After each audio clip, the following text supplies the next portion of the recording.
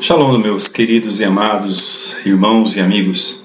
Estamos aqui para mais um vídeo, para repartir aquilo que Deus tem nos dado, graças a Deus, com abundância todas as semanas, que é o maná semanal, Na minha vida, graças a Deus, tem sido um maná diário. Espero que na vida de vocês também, porque Deus ele tem sido muito misericordioso, e muito maravilhoso em estar se comunicando, em estar tendo essa intimidade, estar se revelando para uma pessoa que tem buscado Ele constantemente, E essa é uma alegria muito grande da minha parte, porque eu vejo Deus a cada dia me renovando as minhas forças e me dando a sua esperança, a esperança daquilo que eu sei que vai chegar até mim.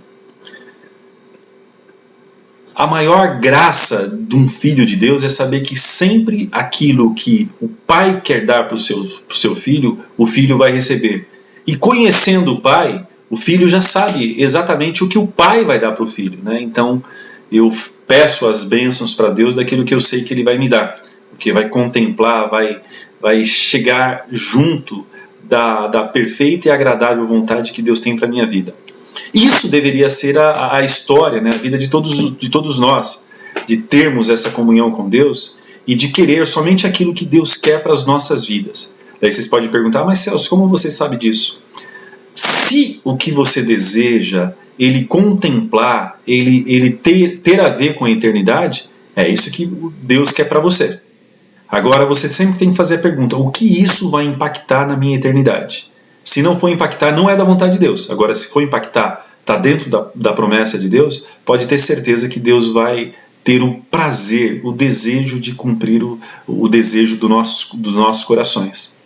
Então, dentro disso, eu estou muito alegre, porque Deus tem renovado as minhas forças, Deus tem me dado esperança e Deus tem me dado aquilo que Ele quer me dar e está muito bem. Eu estou muito feliz com aquilo que Deus tem na minha vida. E essa semana, conversando com o Senhor vem revelando grandes coisas, e uma delas, eu estava indo para fazer uma viagem, e Deus dizendo para mim que todos os presentes, todos os dons que Ele dá para o homem, Ele não tira do homem. É interessante isso. O que vai definir o objetivo daquilo que Deus dá para nós é como nós vamos aplicar isso nas nossas vidas diárias. Então é o cuidado que a gente tem que ter. Deus ele vai pedir conta de cada coisa que Ele dá para nós. Se você tem um dom de cantar, Ele vai cobrar aonde você investiu esse dom, se foi para cantar as maravilhas de Deus ou louvar e bendizer ao nome de Deus, você está no caminho certo. Agora, se você usar este dom que Deus te deu para louvar ou para contemplar uma outra coisa que não seja Deus, você está usando esse dom de uma maneira errada. E Deus vai cobrar exatamente isso da sua vida. Se Deus te deu o dom de ensinar, ensine, porque Deus vai cobrar isso. Se Deus te deu o dom, pensa em qualquer dom. É o objetivo pelo qual nós usamos esse dom que vai definir, sim, a nossa salvação ou a nossa eternidade. E eu estava vindo para cá, Deus me trouxe a lembrança Balaão. Balaão ele tinha o poder de bendizer ou amaldiçoar as pessoas. Tanto que Deus falou assim para ele, foi um recado de Deus, olha, não fala maldição contra o povo de Israel, contra o meu povo. Porque a palavra de Balaão tinha um poder diante de Deus, porque ele foi levantado como um profeta de Deus. A corrupção, ele vendendo profecias, isso daí desviou ele do objetivo principal, pelo que era abençoar. Como Israel, Deus chamou Israel para ser um povo escolhido na terra de Deus, mas eles se desviaram de Deus e aí eles colocaram um objetivo, aquilo que Deus deu para eles, de uma outra forma. Deus teve que exatamente corrigir isso daí através de sofrimento, através de deserto, através de perseguição. Então, quando Deus ele tem um propósito com alguém, Deus ele vai fazer a vontade dele para se cumprir o propósito na vida daquele que ama. Mas tem outras pessoas que Deus ele vê que realmente a pessoa vendeu a sua alma para o inimigo da própria vida, Aí não tem Deus ele fala assim, poxa, eu poderia ir até onde eu conseguia ir, mas aí o homem não quer, existe o livre-arbítrio, Então tem essas diferenciações, E Deus, eu estava vindo para cá, né? Deus ele falava muito comigo com relação a isso, né? Que as nossas vozes, as nossas palavras, elas têm um peso muito grande. Por isso que nós temos que tomar cuidado com toda a palavra que sai da nossa boca, porque nós teremos que dar conta de toda palavra que sai da nossa boca, até mesmo os nossos pensamentos. Olha como que Deus ele é perfeito. Então que nós possamos buscar uma vida de santidade e tudo aquilo que nós sair da nossa boca, se você não for abençoar alguém ou falar bem de alguém, não fale mal, não fale mal, porque Deus ele vai pedir conta disso daí algum dia para você, pode ter certeza disso. E a palavra que Deus trouxe para mim essa semana foi mais ou menos isso, né? Não abuse da santidade de Deus. Se você tem um chamado, se você tem consciência do certo e errado, cuidado com a vida que você leva, porque muitas vezes você está abusando da santidade de Deus. Você sabe que é errado, mas mesmo assim você faz acreditando que Deus é aquele cordeirinho, que sempre vai te perdoar, que você vai errar. Não, existe uma diferença muito grande. A Bíblia diz, maldito o homem que peca na esperança do perdão. Então, se você sabe que é errado e se você sabe o que é certo e faz errado, você está fazendo para a sua própria condenação. Muitas vezes, aquilo que você faz, um único pecado pode condenar a sua alma, como Adão. Adão, ele foi gerado em Deus, ele era a imagem e semelhança de Deus, ele sabia o que é errado e o pecado dele condenou a alma dele. Condenou a alma dele e de todos os seus filhos, né? Porque a partir dali veio uma geração, uma humanidade amaldiçoada e rebelde, que não queria mais a graça de Deus nem a bênção de Deus. Então nós temos que tomar muito cuidado antes de fazer alguma coisa, se a nossa consciência, alguns chamam de consciência, eu chamo de Espírito Santo, está dizendo que isso não é bom, que não é correto, não faça, porque muitas vezes está fazendo isso para a sua própria condenação. E como que nós podemos detectar isso?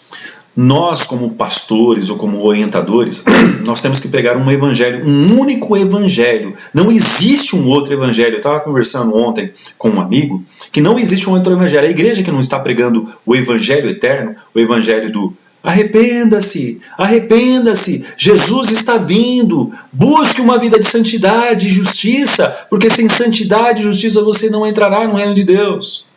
Um pastor que não prega o pecado, um pastor que não denuncia o pecado, o pastor que vê as suas ovelhinhas pecando e não corrige, não é um pastor, é um mau pastor e ele vai pagar por aquela alma que pode ir para o inferno se não for despertado, né, no momento oportuno.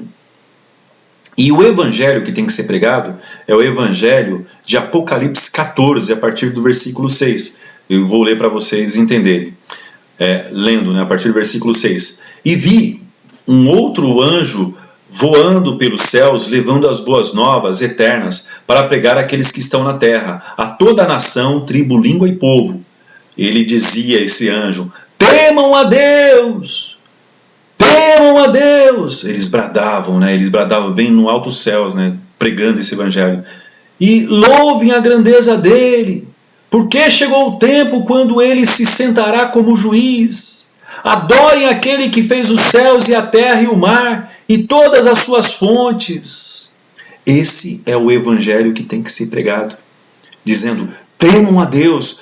Cuidado com o que vocês estão fazendo. Cuidado porque isso é pecado. Se vocês pecarem, vocês vão ir para o inferno. Temam a Deus. Temor. O que falta hoje nas pessoas, porque elas conhecem um Jesus Cordeiro, mas eles não conhecem um Jesus Leão da tribo de Judá, um Jesus juiz que vai vir nessa terra, julgar essa terra e condenar o pecado e o pecador. Temam a Deus. Se você sabe o que é certo e faz o errado, você está fazendo para a sua própria condenação. Cuidado, que o juízo de Deus pode vir naquele momento para a sua vida. Eu estava assistindo um vídeo, né, entre vários, né, mas esse daí me chamou muita atenção. Tinha um pastor entregando panfleto na rua.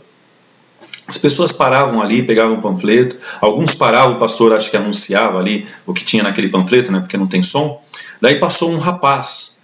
Um rapaz, ele, não quero isso daí não quero saber não. Pegou e bateu na mão do pastor e empurrou ele, né? Ele caiu no chão, o pastor. Daí o rapaz deu uns 3 ou 4 passos à frente e aí ele teve um ataque, um mal súbito e ele morreu ali. Ele mexeu com a santidade de Deus. Você pode não gostar daquilo que as pessoas estão anunciando, mas cuidado de você zombar com o homem de Deus e pessoas que estão anunciando o reino de Deus. O juízo de Deus pode vir naquele momento para a sua vida. E o que você vai pagar por aquele ato pode ser eterno. Eterno, não vai ter final de semana, não vai ter feriado, você vai ficar sendo queimado num fogo eterno, aonde quando você respirar, a chama vai entrar dentro do seu pulmão, vai te queimar, vai ser um ardor eterno, que você não vai ter dia nem noite, vai ser todos os dias, eternamente, você sofrendo através de um ato que você pode cometer abusando da santidade de Deus. Então temam a Deus e dêem glória, pois é chegado a hora do seu juízo. Adorem ao Senhor, que fez os céus e a terra e os mares. É Deus que fez os céus e a terra e os mares. Se hoje você levantou, é porque Deus te deu fôlego de vida. Se hoje você se movimentou, é porque o Deus ele te capacitou para isso. Se hoje você comeu, é porque Deus proveu o seu alimento. Porque se Deus tirar a mão da sua vida, você cai na hora, você nem existir, você existiria. Então temam a Deus. Temam a Deus, Ele é um Deus que ama você, só que Ele quer a honra que você deve para o nome dEle. Cuidado, principalmente eu estou falando aqui com os crentes, com os cristãos. Vocês sabem o que é certo. Cuidado quando você faz errado, porque você está abusando do sangue de Jesus Cristo. Você está abusando da santidade de Deus. Jesus ele não pode mais ser crucificado. Ele não é mais um cordeiro perfeito. Ele tem as suas mãos perfuradas. Ele tem a sua pele toda marcada dos rasgos de chicote. Ele tem os seus pés marcados por prego. Ele não pode mais morrer por você. Se você não valorizar, se você não tratar aquele sangue preciosíssimo que verteu por você, você não tem mais salvação.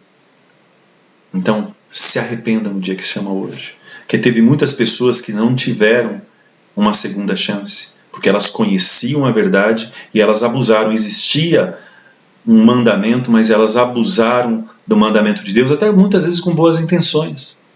Só que existe um velho ditado que diz, né, que o inferno está cheio de boas intenções. Olha o que aconteceu com Uzá. Uzá lá em 2 Samuel 6, a partir do versículo 1. Diz assim: Davi reuniu então uns 30.000 homens do seu exército e levou até Baalim de Judá, para ali trazer a arca do Senhor dos céus, que está assentado num trono muito acima dos querubins.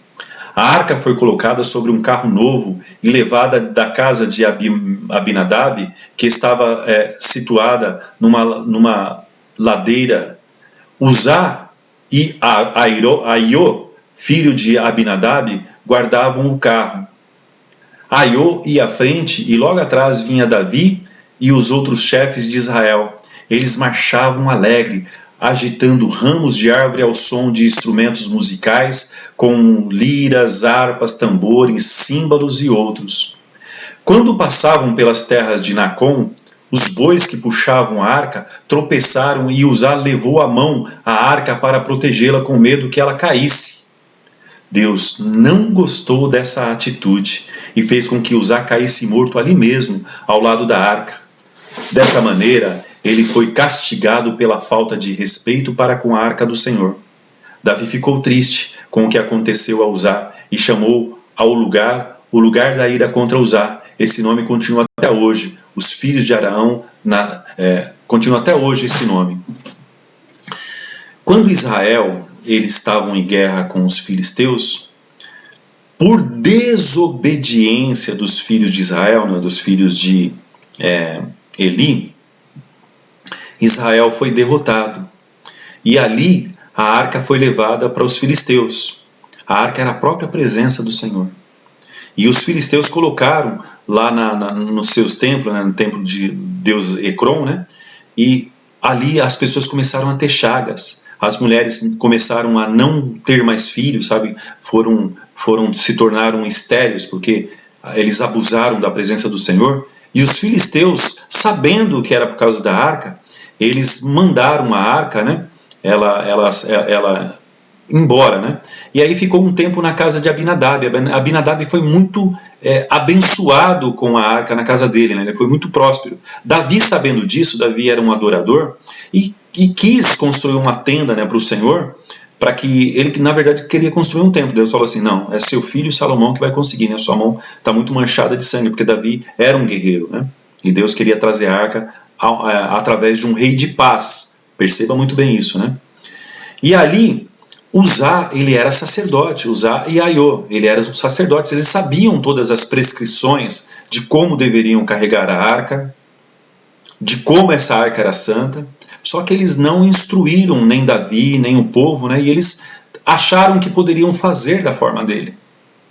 Existe sempre um padrão de Deus, um padrão de santidade. Eu sempre converso isso com vocês, né? Deus, ele não aceita de qualquer forma. Se você não for fazer as coisas da maneira que tem que ser feito, não faça.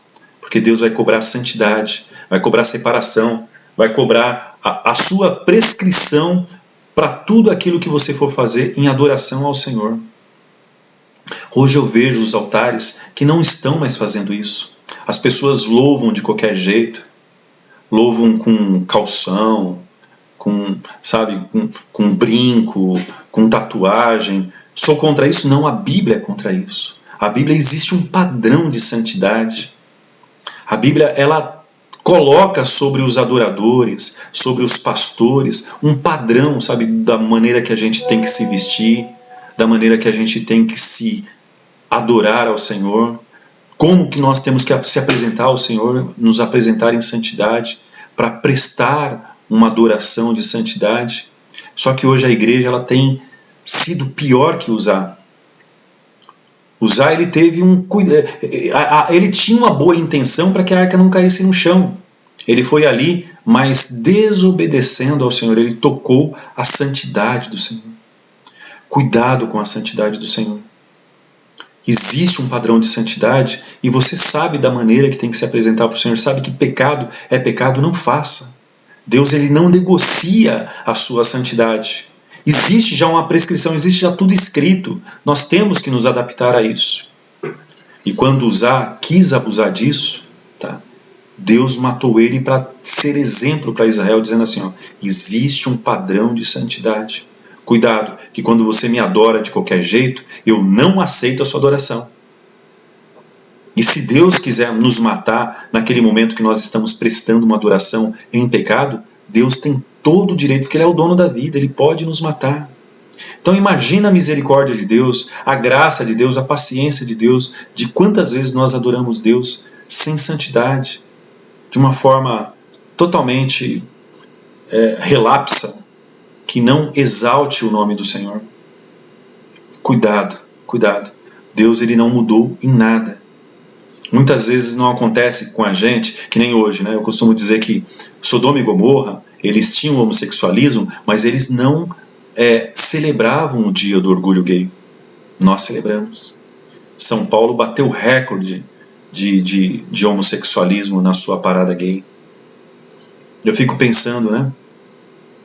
O juízo de Deus, ele vai vir para o Brasil, meus amados.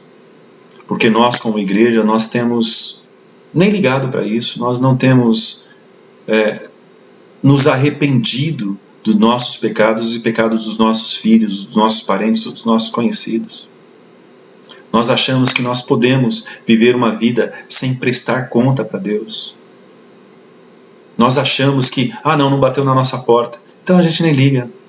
Mas nós não temos o cuidado, o apreço, o amor pelo nome de Deus. Nós não defendemos o nome de Deus, nem através dos nossos testemunhos. Nós muitas vezes temos até intimidade com as pessoas que estão em pecado, naquilo que Deus chama de abominação.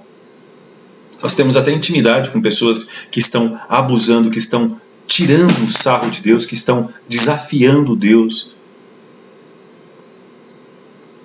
Meus amados, queria tanto que vocês entendessem como Deus tem um padrão de santidade e como nós estamos tocando, ferindo a santidade de Deus. Nós teremos que pagar esse preço por nós abusarmos, por nós pisarmos o próprio sangue de Jesus. Nós temos feito isso com a nossa omissão, sabe? Nós não chamamos pecado de pecado.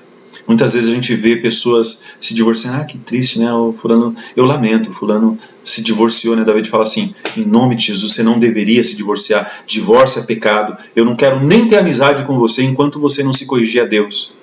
A gente tem que ter uma postura, sabe, de santidade e de vestir a camisa de santidade de Deus. Mas não, nós nos adaptamos a tudo que acontece com a gente. É homossexual, a gente tem amizade, as pessoas vão até na nossa casa. A Bíblia fala para que isso é abominação.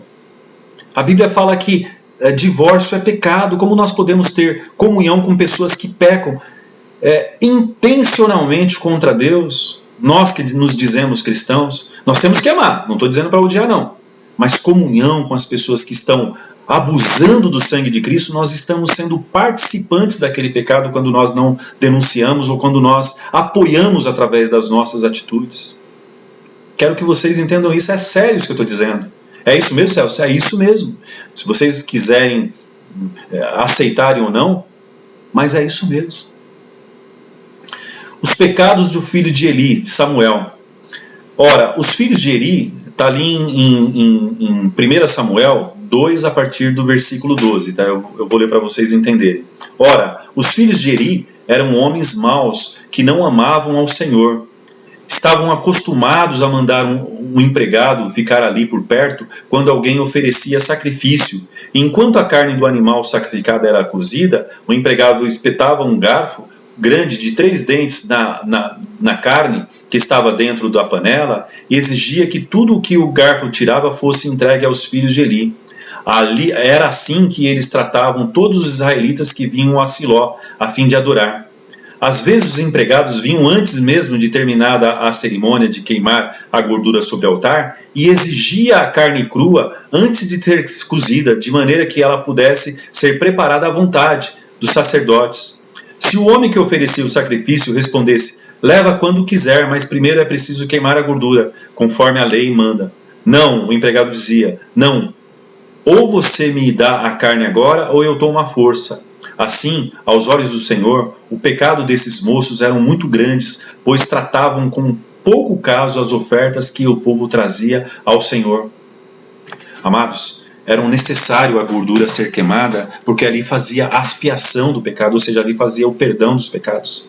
E uma vez que esses sacerdotes, filhos de Eli, eles não deixavam o povo queimar essa gordura, o povo não recebia o perdão dos seus pecados. Olha como isso implicava no pecado de uma nação toda. E Eli via todos aqueles maus, ele não repreendia os seus filhos, eles não chamavam a atenção dos seus filhos. Os filhos dele, inclusive, sendo sacerdote, tinha relação sexual com mulher casada. E o pecado principal era justamente que não havia expiação, não havia a queima da gordura para o povo ser perdoado dos seus pecados. Eles interrompiam um cerimonial que implicava na santidade da nação de Israel. E Eli não ligava nada para isso. Deus chamou a atenção de Eli. E Eli não corrigiu. Deus ele fez com que Eli caísse da cadeira e quebrasse o pescoço. E não teve nunca mais em Israel nenhuma descendência de Eli para exercer o sacerdócio em Israel. O que essa lição nos ensina? Nós, como os pais, nós temos que ser energéticos, nós temos que preferir e decidir pelo Senhor. Se for para tocar o filho embora, ele estando em pecado dentro da sua casa, que é uma casa santa, que é uma casa de um homem de Deus, toque o seu filho embora. Celso, mas é isso mesmo? É isso mesmo. Vocês preferem agradar mais a Deus ou mais os seus filhos? Não, é meu filho, é sangue do meu sangue. Vão ir para o inferno você e ele se você não ter uma atitude correta. Eu amo meus filhos, mas eu já toquei meu filho embora. E hoje ele não faz aquele pecado que ele fazia, porque eu fui pai, eu honrei o nome de Deus. Então eu digo para vocês, pais que são frouxos, que não chamam a atenção dos vossos filhos. Não, ele é pequenininho. Não, ele é jovem, deixa ele fazer isso. Não, melhor ele fazer aqui dentro do que lá fora. você está indo para o inferno e levando o seu filho para o inferno junto de você. Ou o seu filho está indo para o inferno e vai te levar junto de mãos dadas porque você não está sendo pai, cristão, servo do Deus vivo. Você está mais agradando o seu filho do que agradando a santidade e honrando o nome de Deus. Pai, não poupe a vara aos seus filhos. Vara significa correção. Quando você lê lá em Provérbios correção, isso significa vara. E o pai que não corrige os seus filhos, quando eu falo pai e mãe, tá? Pai que não corrige os seus filhos é um pai que odeia os seus filhos. Então cuidado. Cuidado porque você pode estar condenando o seu filho e vai junto com ele para o inferno, como aconteceu com Eli. Deus fez Eli cair da cadeira, ele quebrou o pescoço, e pode ter certeza, meus amados, que Deus ele é justo. Deus ele é justo. Deus é o único que tem o poder de nos matar e levar para o inferno a nossa alma. E Deus é justo, ele não faz isso porque ele é ruim. Ele faz isso porque ele conhece o teu coração, que você não está dando nenhuma glória para ele, que você não tem nenhuma preocupação da santidade de Deus. Você prefere mais agradar os outros, os homens, do que o próprio Deus. Cuidado com isso. Você está desonrando o nome de Deus. Os pecados dos filhos de Araão. Está lá em Levítico 10, a partir do 1. Está dizendo assim: E aconteceu que Nadab e Abiú, filhos de Araão, puseram fogo não sagrado nos aparelhos de incenso deles, puseram incenso neste fogo impróprio e se apresentaram diante do Senhor com aquele fogo. Fizeram coisas que contrariavam as ordens que o Senhor tinha acabado de dar. O resultado foi que saiu fogo da presença do Senhor e destruiu os dois ali mesmo. Disse Moisés a Araão: Aí está o que o Senhor quis dizer quando falou: Eu mesmo terei de ser tratado de modo santo, porque aqueles que chegarem perto de mim, e serei glorificado diante de todo o povo. Araão não disse nenhuma palavra. Então Moisés chamou Misael e Elzafã, primos de Araão, filhos de Uziel, e disse aos dois: Levem os seus parentes mortos para longe do tabernáculo, para fora do acampamento. Obedeceram, usaram os mantos deles para carregar os cadáveres. Moisés disse a Araão e aos filhos dele, Eleazar e Itamar: Não lamente a morte deles, não desarrumem os cabelos, nem rasguem as suas roupas, como sinal de luto. Se fizerem isso, o Senhor fará com que vocês morram também, e ficará irado com todo o povo de Israel. Agora o restante do povo poderá chorar a morte de Nadab e Abiú, e lamentar o terrível incêndio feito pelo Senhor. Amados, quando eu digo que há um padrão para se chegar a Deus, acreditem em mim. Se o fogo que você oferece a Deus, vamos traduzir para que vocês entendam o que eu quero dizer. Se a adoração que você oferece a Deus, ela estiver misturado com o pecado, você está correndo o risco de Deus queimar a sua vida, de Deus descer fogo do céu e consumir a sua vida. Existe um padrão de santidade. Temam a Deus e darem glória. É o evangelho eterno que hoje as igrejas não pregam. É o evangelho que deveria ser pregado em todos os lugares, dizendo: Deus, ele é santo, ele exige santidade. Se apresentem diante dele com santidade. Será que vocês têm feito isso? Ou têm a noção do que isso significa? Cuidado com a sua vida. Cuidado com os pecados escondidos. Cuidado com os pecados de estimação que você tem. Não, isso daqui Deus não vai ligar não, eu já faço faz tempo. Eu vou citar alguns casos. Cuidado, você que se diz cristão, não é casado com a sua namorada e tem relação sexual com a sua namorada. Isso é pecado para Deus, você está em fornicação. Existe um padrão, é Deus que dá a mulher para o homem através do casamento santo. Cuidado com como você ensina os seus filhos, porque a Bíblia fala que os filhos são herança do Senhor, e muitas vezes você vê os seus filhos errando, seus filhos pecando, e você não chama atenção, porque não, ele é pequenininho, ele entende. Você está pecando. É um fogo estranho que você está oferecendo ao Senhor. Cuidado quando o seu filho ou alguma pessoa conhecida está fazendo alguma coisa. Não tem nada a ver com isso. Cuidado, porque você muitas vezes poderia salvar ele de fazer aquilo, porque muitas vezes as pessoas não têm noção que aquilo é errado e você não fala porque você, não quero me envolver na vida de ninguém, sendo parente, sendo filho, não, é a vida dele. Você está sendo omisso diante de algo que você sabe que é errado. Deus, ele vai cobrar aquele sangue da sua vida. Cuidado, pastor, quando você vê uma ovelhinha na sua igreja que se divorciou do seu marido e você aceita ela como uma coisa normal. Você tem que chamar essa pessoa e falar assim, olha, fulano ou ciclano, você está em pecado, porque a Bíblia condena divórcio. E você tem que oferecer um sacrifício correto a Deus. Você não pode mais nem... Se é uma pastora auxiliar, se é um levita, uma pessoa que canta diante da igreja, ela tem que ser afastada, ela não pode oferecer adoração a Deus de uma vida que ela esteja errada. Se algum pregador, que seja pastor ou levita, está pregando e não é casado na igreja, diante da Bíblia, é um fogo estranho, está em pecado contra Deus. E o pastor que sabe disso, não chama atenção ou não instrui, esse pastor, o sangue dele também irá ser cobrado das suas mãos. Então existe um padrão, não adianta nós querermos inventar uma forma de adorar a Deus. Dizer, não tem problema não, a gente está num tempo moderno, não precisa mais de casar não, para que casar? Amados, Deus é o mesmo ontem, hoje e será eternamente. Deus não é, e Ele odeia o modernismo. Todas as leis que estão na Bíblia, ela não tem uma modernização, é exatamente aquilo que está escrito. Os 10 mandamentos e outros vários mandamentos que tem no Velho Testamento, os mandamentos de Cristo no Novo Testamento. Deus, ele não vai mudar porque você acha que ele vai se adaptar ao seu estilo de vida. É você que tem que se adaptar ao padrão de santidade de Deus. Existe um padrão, sim.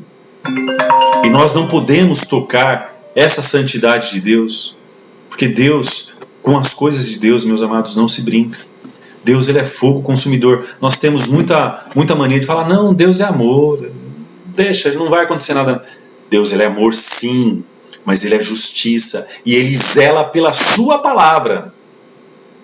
Ele teve que matar o seu próprio filho Jesus, está lá em Isaías 53, que Deus se alegrou de moer Jesus por causa do pecado, porque o pecado do mundo todo estava sobre o filho dele resolveu ser sacrificado no seu lugar, no meu lugar. Então ele teve prazer de moer o seu filho, porque Deus odeia o pecado.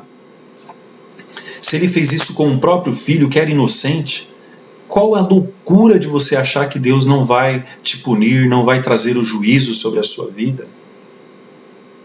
Por isso que eu digo sempre, quando eu estou terminando meu vídeo, não deixe para você, faz um apanhado, faz uma análise completamente da sua vida e vê aonde você está pecando e ofereça arrependimento no dia que se chama hoje. Porque se você não se arrepender no dia que se chama hoje, se você morrer sem arrependimento, sem reconhecer que você está errando, sem reconhecer que você precisa de conserto na sua vida, você vai direto para o inferno. Em nome de Jesus Cristo, faça esse levantamento da sua vida e vê em que você precisa de mudança. E decida mudar. Daí você fala, Celso, é muito difícil. Não, Deus nos deu condição de nós termos domínio próprio. Nós queremos fazer, a gente faz, mas a gente quer tão agradar a nossa carne e a gente é tão fraco que uma dor de cabecinha já bagunça todo o seu dia, já te desestabiliza completamente. E Deus diz claramente que nós temos domínio sobre todas as coisas. Deus nos deu domínio sobre todas as coisas, ainda mais nós, cristãos e crentes, nós temos o Espírito Santo, que ele acaba nos dando o poder de subjugar todas as coisas à vontade de Deus. Então quando você peca, você decidiu pecar. Não, eu sou fraco demais, eu não consigo aguentar. Não, você pecou porque você quis. Não existe desculpa para o seu pecado. Por isso que se hoje você ouvir a voz de Deus, se arrependa. Se arrependa no momento que está agora, que existe um evangelho eterno sendo pregado, um evangelho de arrependimento e santidade, porque Hebreus 12:14, sem santidade ninguém verá o Senhor. Que Deus possa nos abençoar. Eu oro nesse exato momento em nome de Jesus. em nome de Jesus e no poder do Espírito Santo, para que essa palavra entre nas vossas mentes e nos vossos corações, para que mudam a vossa concepção, o seu padrão de vida, para que você possa viver uma vida de santidade, no poderoso nome de Jesus. Amém.